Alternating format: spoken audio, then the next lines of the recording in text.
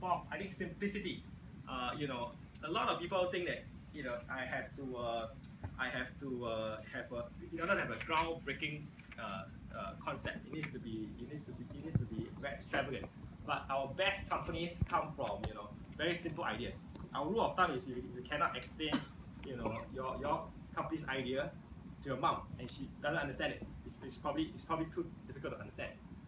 Jack Dorsey, founder of Square and Twitter, two of our companies, said that hey, the CEO job has three functions.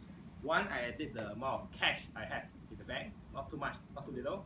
I edit the people in the company, kick away the dead wood, make sure that good people keep coming to join. And three, I edit the product, make sure it's not too complicated and not make sure that it's as simple as it can be. So simplicity. I think next S is singularity or focus.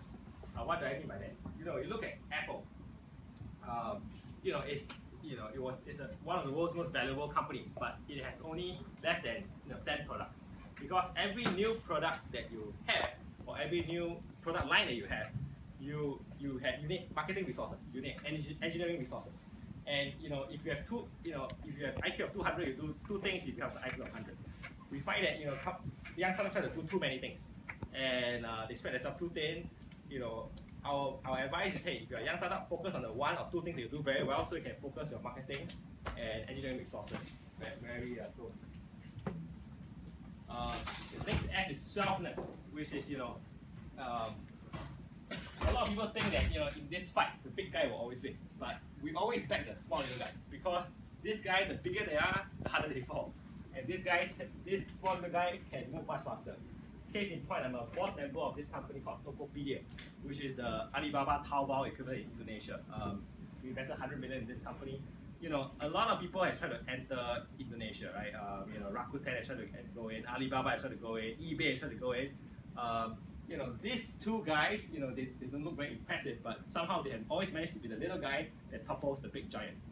Why? Why do they do that? Because they listen to the customers, they provide a much better customer experience, and they move much faster to adapt the local conditions than the foreign incumbents who are used to their Western models. Next S is systems. One of the things that we specialize in is how do you get viral growth. And for those people who use WhatsApp, how much do you think they spend on marketing? They spend zero on marketing. For those that we are small investors in a company called Skype, how much do you think they spend on marketing? Zero. And compare it to another company you may or may not have heard of called Vonage, which is also a VoIP software. It was backed by a large conglomerate. They spend 520 million on marketing, but they have much less users, and it eventually failed as a company.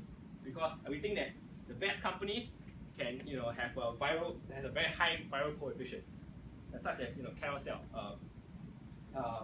Carousel now transacts more than $1.5 billion per annum. 7% of Singaporeans use it on a daily basis.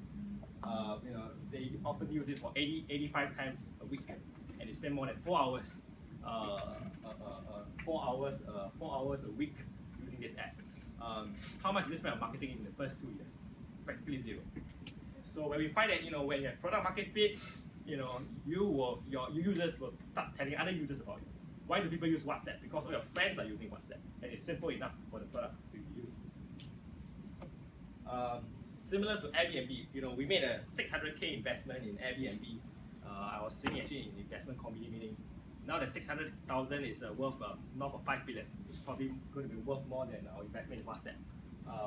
But why do Airbnb try, even though it has no assets? Because people who stay in the Airbnb, by the way, how many of you stay in Airbnb? Okay, grab it. Because people who stay in the Airbnb, who go try it, eventually come back and become hosts. So the two-sided marketplace effect is very strong. The guests become hosts, the hosts become guests, and it's very viral. Same theory for Square. Same theory for Square. The last S I want to talk about is segmentation. So in China, we have this interesting company called Qihoo 360, where we invest in the Series A.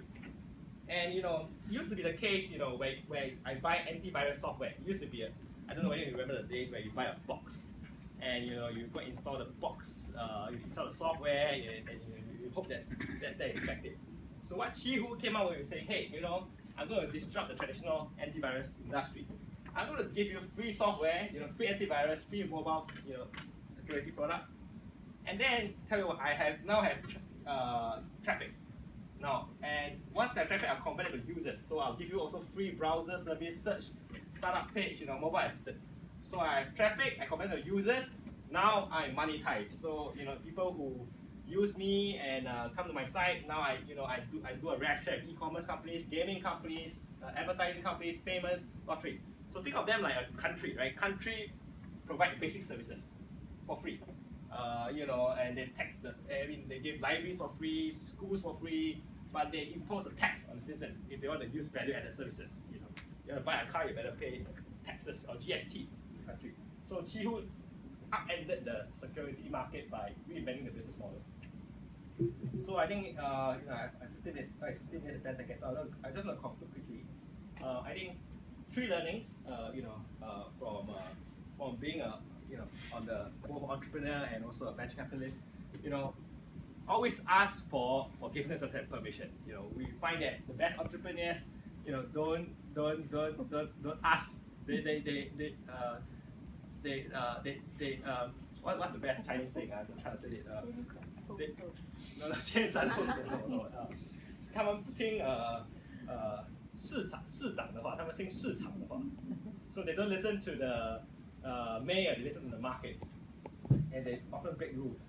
I think the second thing is that you are in the. I wish I was in a position because you are in the best position in the world because you have classmates they can learn from, you can build a lifelong bond with, you can build a lifelong friendship with. I found my co-founder in the classroom. I eventually married her. I hope you can actually build bonds that that leads to partnerships over the course of your career. And 3, you're not going to be a Mark Zuckerberg sitting there, listening to me. You need to, if you have a good, interesting idea, come and talk to people like us. Because actually, we found Carousel, sitting, they were these three gentlemen, the 3 gentlemen that you saw. They were 3 NUS students. They went to Silicon Valley for a semester. For 2 semesters. They saw the Silicon Valley startup culture. They came back and said, hey, Classified is broken. I need to do something about it. And we're just joking at the board meeting today that they might be the youngest guys that could afford private jets in Singapore. So take initiative. Anyway, on that note, thank you so much.